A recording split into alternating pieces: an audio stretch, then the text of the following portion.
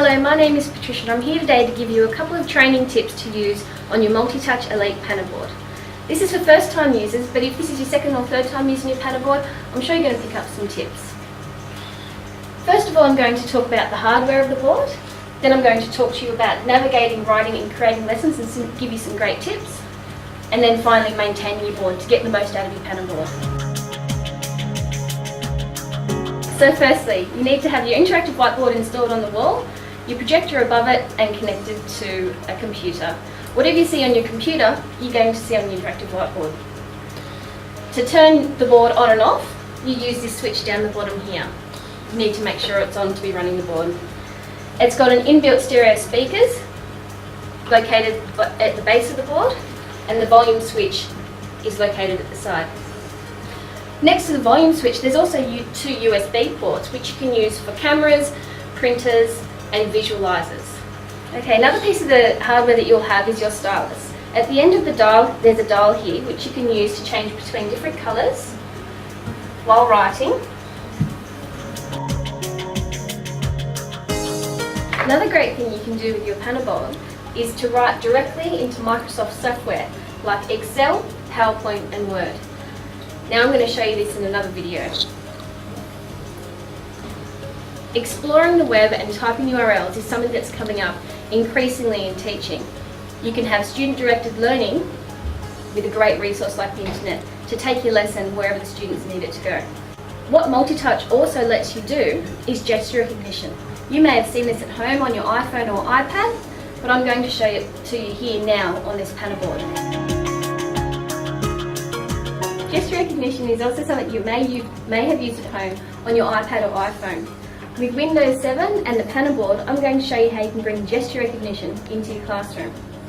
I've got an image here of 3 penguins and I'm going to enlarge it using just these 2 fingers.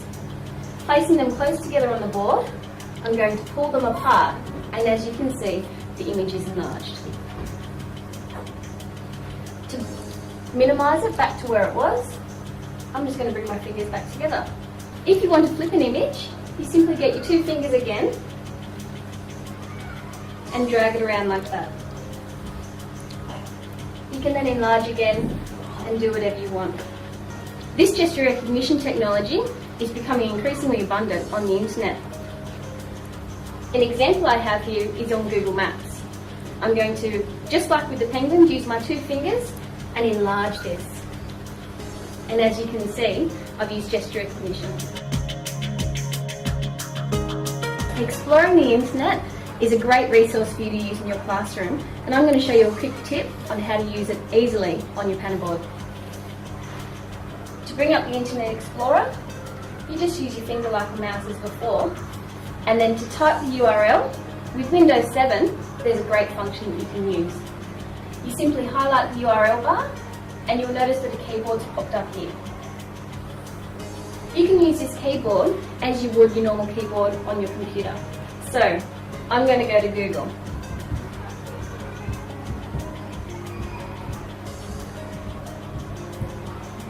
And enter. This will bring me to Google. You can also use handwriting to write into these URLs or search. It's this button here. So I'm going to search for one of my favourite places in the world, which is Paris. I'm just going to use my finger to write in the word Paris, and as you can see, it's picked it up. I insert it here, and now I can search. So finally, to get the most out of your panel board, you need to maintain it. Turning off the projector and board when not in use will save power for you and your school. You need to make sure that you clean the filters of the projector regularly as per the instruction manual. You can clean this board using a neutral detergent or water because of the metal-lined surface on top. I hope this training clip has helped you feel empowered to use your panel board in your classroom, and I wish you the best of luck.